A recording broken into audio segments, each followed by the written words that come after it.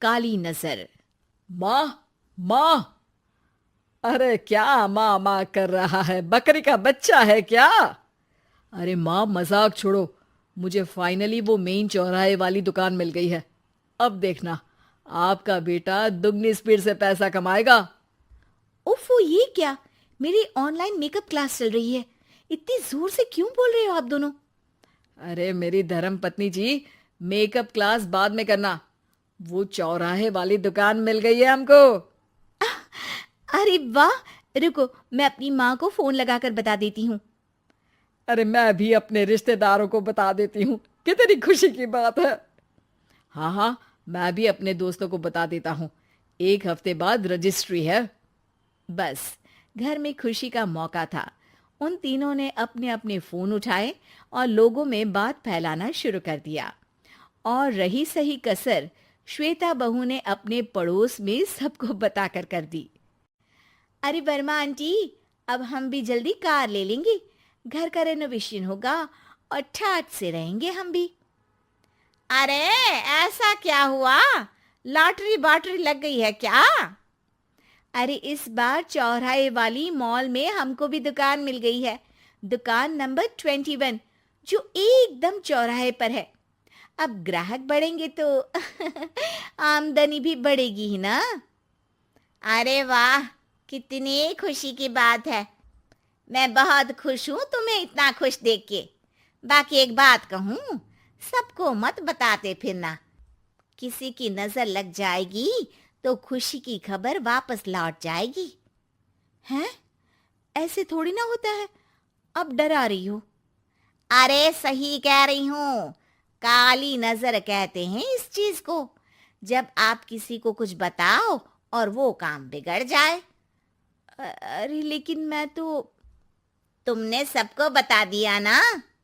हाँ, फोन लगा लगा के। अब बच के रहना। काली नजर बड़ी खतरनाक होती है।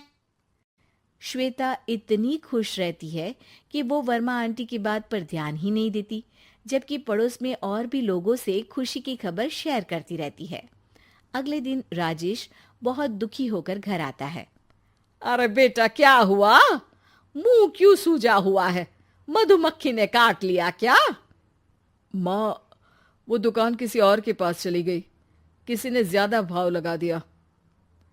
अरे पर बात तो आपसे हुई थी ना उस दुकान वाले की। हाँ, आज मैं टोकन अमाउंट देने गया था, तब मुझे पता चला। कोई आकर सुबह मुझसे पहले ही ज्यादा अमाउंट दे गया। हम्म, काली नजर। क्या? क्या कहा? वर्मा आंटी ने समझाया था कि किसी को बताना मत, वरना काली नजर लग जाएगी। अच्छा, तुम्हें उनकी बात मान लेनी चाहिए थी। उनकी बात मान लेती, लेकिन उसके पहले ही सबको बता चुके थे ना हम तीनों। अरे अगली बार से ध्यान रखेंगे। कोई भी नई चीज होगी तो किसी को नहीं बताएंगे।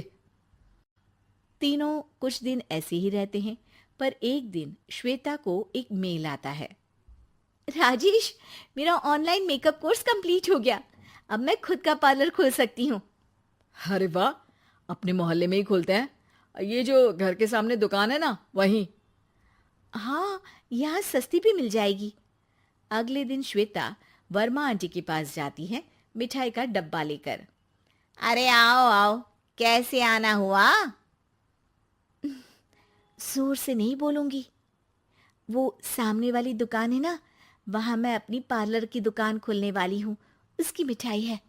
अरे वाह, बहुत बधाई हो तुमको। हाँ, मैं कमाने लगूंगी तो राजेश पर पूरे घर का बोझ नहीं रहेगा ना आंटी जी। ये तो है। पर ये बता कि तूने ये बात किसी और को तो नहीं बताई ना? अरे नहीं नहीं, पिछली बार गलती कर दी थी। काली नजर लगी किसी की और राजेश के हाथ से वो दुकान चली गई थी। सबको मत बताना। चलो मैं चलती हूँ, कल दुकान की बात करने भी तो जाना है।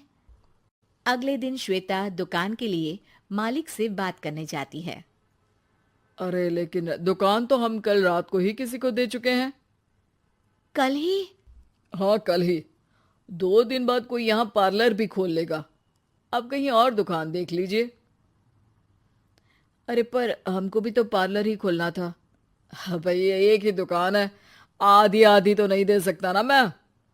राजेश और श्वेता घर पर हताश होकर आ जाते हैं।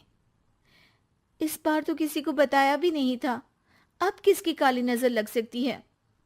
सुनो, तुमने माँ को बताया था क्या? अरे कैसी बात कर रही हो, माँ की नजर थोड़ी ना लगेगी।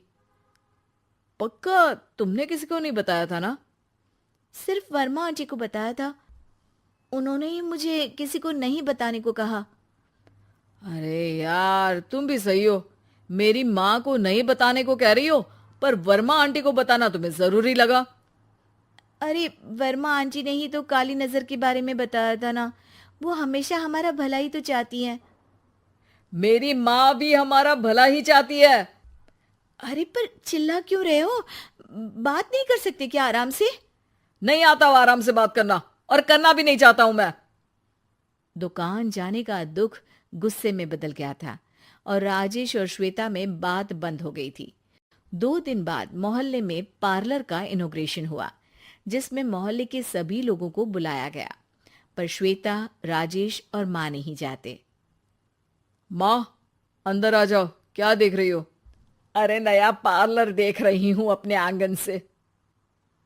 देखो, माँ को दूसरे का सुख देखने में कितना मजा आ रहा है, मेरा दुख नहीं दिख रहा इन्हें। यहाँ मेरा पार्लर भी तो हो सकता था। अरे चुप रहो यार, हर बात में लड़ाई क्यों ढूंढ रही हो? राजेश और श्वेता फिर बहस करने लगते थे। तभी माँ ने दोनों को बाहर बुलाया। अरे जरा देखो तो, दुकान चलाने वाले का बोर्ड पर नाम क्या लिखा है? श्रुति वर्मा। गाड़ी निकाले बेटा, हमें कहीं जाना है। काली नजर का इलाज कराने? राजेश अपनी बाइक निकालता है। तीनों ट्रिपलिंग कर रहे हैं। माँ राजेश को उस मॉल वाली दुकान पर लेकर जाती है जहां राजेश अपनी दुकान खोलने वाला था। यही दुकान लेना चाहता था ना तू? हाँ, पर इनको भी दुखी करने लेकर आई हो क्या यहाँ पर दुकान दिखाकर? वहां काफी नहीं था? अरे श्वेता, थोड़ा सब्र रख, अभी पता चलेगा कि हम यहाँ क्यों आए हैं। बता, इस दुकान चलाने वाले का नाम क्या है? अनुपम वर्मा। कुछ समझ में आया? वो दुकान वाली श्रुति वर्मा, ये दुकान वाला अनुपम वर्मा, और हमारे पड़ोस में हमने उस दुकानों के बारे में बताया किसको था? अब वर्मा आंटी को। मतलब वर्मा आंटी ही हमारा काम बिगाड़ रही है? नहीं नहीं, ऐसा नहीं हो सकता, ये बस इत्तेफाक है। राजेश अपना फोन निकालता है और श्रुति वर्मा और अनुपम वर्मा के नाम फेसबुक पर सर्च करता है, जहां ये दोनों ही वर्मा आंटी के रिश्तेदार होते हैं। श्वेता को समझ में आ जाता है कि वर्मा आंटी की ही नजर खाली नजर है। अब क्या करना है? कोई भी खुशी की खबर हो तो काली नजर से बचना है, यानी वर्मा आंटी से बचना है। अरे पर मुझे ये समझ में नहीं आया कि वो हमारे साथ ऐसा क्यों करेंगी। अरे बेटा, एक सीख है, दूर के आदमी को आपकी तरक्की से कम परेशानी होगी, पड़ोसी को ज्यादा। दोनों माँ की बात में हामी भरते हैं और अगला काम चुपचाप करने की कसम खाते हैं, ताकि आगे से वर्मा आंटी कोई काम ना बिगाड़